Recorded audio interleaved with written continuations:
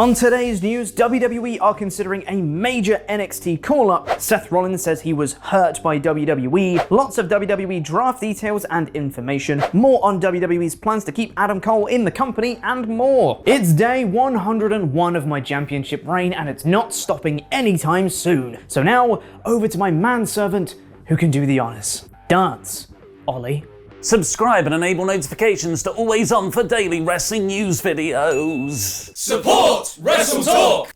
Seth Rollins has been seen as a WWE guy through and through in recent years, with his staunch defenses of the company and his booking placing him as one of the top wrestlers in WWE constantly. However, recently, little Sethy R has been a bit more open about the behind the scenes in WWE, mentioning when his contract is expiring, revealing how he wanted to strangle Vince McMahon after Hell in a Cell 2019, and his frustrations with his booking surrounding WrestleMania 33. And the stories of frustration continue, as Seth has revealed yet another point in time where he felt hard done by. Speaking on the Broken Skull sessions, Rollins mentioned that he was hurt by WWE's decision to not have him headline WrestleMania 35 in his Universal title match against Brock Lesnar, which was instead main evented by his wife Becky Lynch versus Ronda Rousey versus Charlotte Flair. We're both vying for that main event spot, and I remember Becky getting the call that they're gonna put the women on last. I'll be honest, that hurt me. I thought this was going to be my year. If you have a world title match with Brock Lesnar at WrestleMania,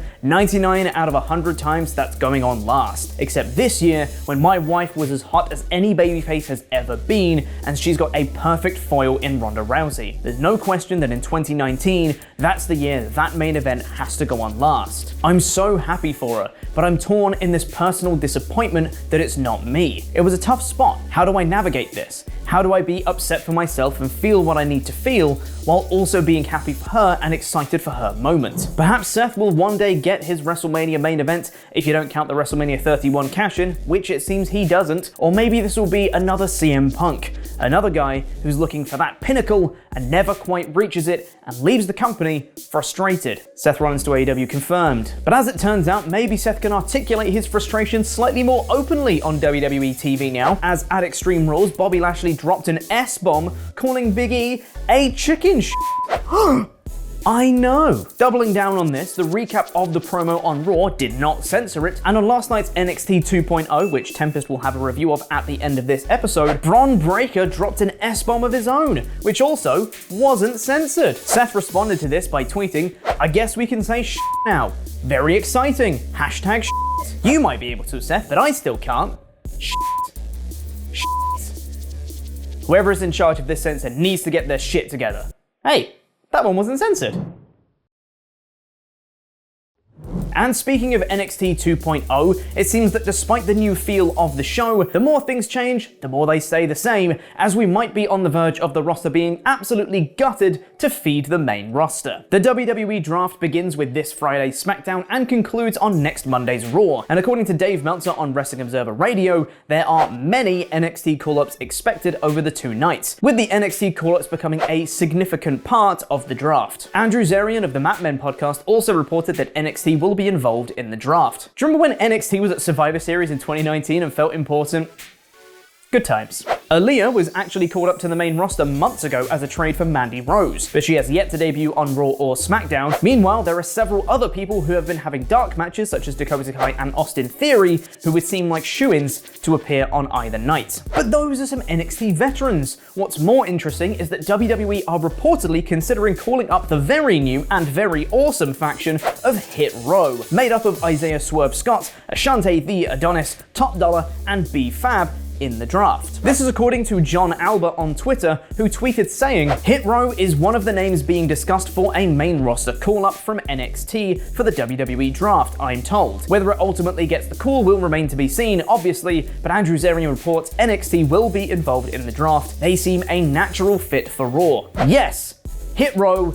Give them all of the things. Have Swerve beat Roman Reigns, I don't care. But with the first day of the draft happening in just 2 days, are any actual concrete plans in place? Well, according to Dave Meltzer on Wrestling Observer Radio, the fate of the key guys has been decided, but nothing else is decided everything can change. And he also reportedly states that USA and Fox networks would have been informed of where these top performers will end up, but that doesn't necessarily mean those plans are set in stone either. Brian Alvarez on Wrestling Observer Live noted that TV networks aren't immune to having plans changed on them, noting an example from the 2019 draft, where they actually aired Fox commercials with certain superstars. I believe Charlotte might have been one of them, I forget the others, but the point is that Fox was sure they were getting certain talents because they were told by WWE that they were getting them. Then Vince changed the plan and they did the draft, and then they didn't give it to them. So don't think that just because they told Fox and USA this is who you're gonna get in the draft and they can't change it, think again. One of the people that might have been making his main roster call-up in an alternate universe is Adam Cole, who recently instead debuted for AEW. Cole revealed recently on Talk Is Jericho that part of WWE's pitch to keep him in WWE was to change up his name and his look, and now it's been revealed what exactly that changed look would have been. Fightful Select is reporting that WWE pitched to have Adam Cole shave his head to help establish a new look ahead of his main roster permanent debut. Cole reportedly told WWE he wasn't interested in cutting his hair, and the idea wasn't brought up again. Sounds like a great idea to establish a new look instead of going with what the momentum of what's already been established on NXT. Doesn't that sort of defeat the point of NXT if the purpose of a developmental brand is to help cultivate characters prior to a main roster debut? But hey, what do I know? I'm just some Mark holding a replica belt with a Jam That Jam sticker plastered over the front of it. For what seems like my entire life, UK fans have been calling for a major WWE pay-per-view to take place in the UK, and now the time might finally be upon us. After a report emerged that WWE were considering a major UK pay-per-view next year, Wrestling Daily's own Alex McCarthy reported that the Principality Stadium in Cardiff, Wales is currently the frontrunner for SummerSlam 2022. Meetings took place during the UK tour last week, and great progress was made on a WWE UK pay-per-view. This would be a significant milestone for the UK, as it would also mark 30 years since SummerSlam 1992, the last major pay-per-view held in the UK. And we all know how raucous UK crowds can be every time we travel over for a post-WrestleMania Raw. You can watch Alex McCarthy and the aforementioned Andrew Zarian of the Matmen podcast discussing that and more wrestling news on yesterday's Wrestling Daily, which you can find by pressing the I above my head right now. WWE continued their trend of exciting, superficial panic booking this week with two WWE Championship matches, a not Extreme Rules match between Damian Priest and Sheamus for the United States Championship, and a Reggie. And it seems to at least be working a little bit to help bump the viewership, as although it was slightly down this week at 1.71 million viewers, this is still up from recent Raw declines around the 1.5 and 1.6 million mark. The question now remains as to how long WWE can keep up this style of booking. Someone absent from Raw was Alexa Bliss, who lost the Charlotte Flair at Extreme Rules, but you wouldn't have known that if you just watched Raw, as she wasn't seen or mentioned at all. The post-match angle at Extreme Rules with Charlotte Flair ripping apart Bliss's Lily doll and Alexa crying over it for about 7 years was reportedly done to write her off screen for a few months. Fans have speculated what this means for Alexa's character when she comes back. Will she be her old goddess character, still with a new Lily doll, or something new? It seems we might have a bit more of an idea now, as Alexa herself has put out a cryptic tweet saying energy cannot be created or destroyed, it can only be changed from one form to another. Einstein. This would lead me to believe she's introducing a new version of Bliss when she does return, but that might just be me not understanding Einstein. He's got a big science brain after all. And speaking of tweets hinting at things, AEW's Sean Spears has taken to Twitter to seemingly set up a story with the Pinnacle, saying, well, I guess I'll just have to do it myself. Again, there's so much in this episode. AEW retweeted this tweet, seemingly suggesting this isn't some sort of legitimate frustration with Spears, and more a storyline being built that might play out on TV. Is the Pinnacle breaking up? Is Spears just leaving? Ty Dillinger to WWE confirmed. And now it's over to Tempest for a review of last night's NXT 2.0. They gotta book Dexter Lumis in an Iron Man match with that stamina. What's going on, WrestleTalk friends and fans? Tempest is back with a review of NXT 2.0.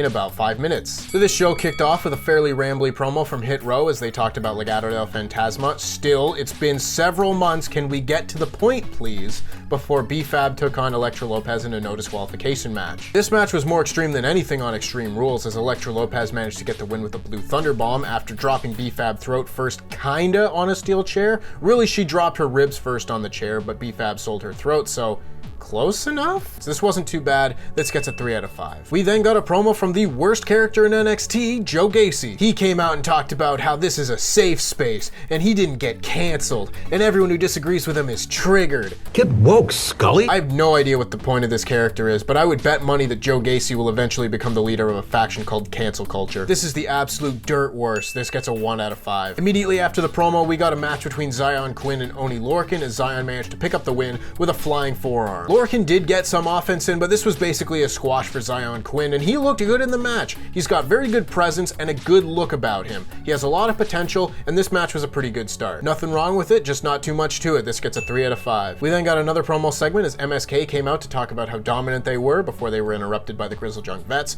who said that they still haven't gotten a tag title shot before they were interrupted by Carmelo Hayes and Trick Williams, before they were interrupted by Josh Briggs and Brooks Jensen. Almost everyone on this show talks like a cartoon character now. That might work for someone like the Grizzled Young Vets, who have a very distinct and effective promo style, but everyone else just comes off as a bloody cartoon. Briggs and Jensen coming out to say, oh, we were gonna go drink some beers because we're beer drinkers and we're barroom brawlers. Like, what is the character here? They have one bullet point. This eventually broke down into a brawl, and while it was good, it was also very short-lived. This gets a 2 out of 5. For the most part, when there was wrestling on this show was very solid. When there wasn't, the show was a train wreck. But speaking of matches, the next match saw Zoe Stark and Io Shirai retain the NXT Women's Tag Team Championship against Jacy Jayne and Gigi Dolan. All in all, this was a pretty solid match. I did think that Jacy Jayne looked a little bit out of place at times, as she just kind of stood around, not really looking like she knew what to do, but that'll get better with experience. Io Shirai was able to pick up the win with the moonsault. I guess that's the entire NXT Women's Tag Division then. I don't know who they're supposed to face next. Overall, this match was pretty solid. I'll give it a 3 out of 5. If you've been watching the NXT and SmackDown podcasts over on WrestleTalk podcast, you'll know that Chopper Pete and I have a big problem with WWE's pacing.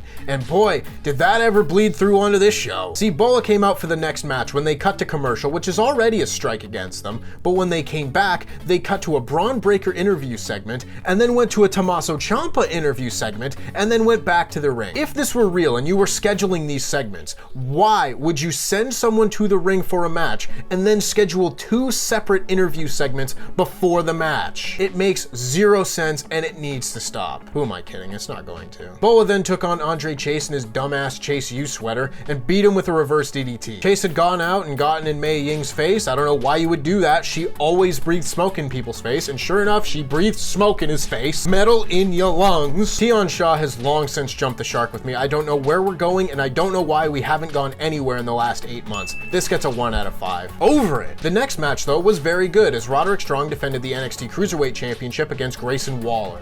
Grayson Waller, a combination of my favorite comic book character and my least favorite comic book character. This match was very good, and Grayson Waller in particular looked great, as he hit a really nice springboard elbow drop for a near fall before being caught with a big knee strike for the win. I'm still not in love with this new Roderick Strong character. It does kind of feel a little bit bland, but Grayson Waller showed a lot of promise. I like this match. This gets a 4 out of 5. Throughout the show, we had a pair of vignettes about the Index honeymoon, the first of which I thought was very stupid and juvenile, and the second I thought was very stupid and juvenile, but also kind of funny. Yes, Johnny Gargano broke into Index's hotel room to make sure that they had protection, and they sure did. Dexter Lumis had about 40 condoms packed away, and I mean, good on ya. Ridge Holland then started coming out for his next match, and Kyle O'Reilly jumped them, and they promptly cut to an ad break. You make me sit through all of Lashing Out with Lash Legend, and then cut to an ad break the minute something interesting starts happening. The pacing on these shows is appalling. So O'Reilly and Holland have their match, and O'Reilly manages to pick up the win with a roll-up after attempted interference from Pete Dunne,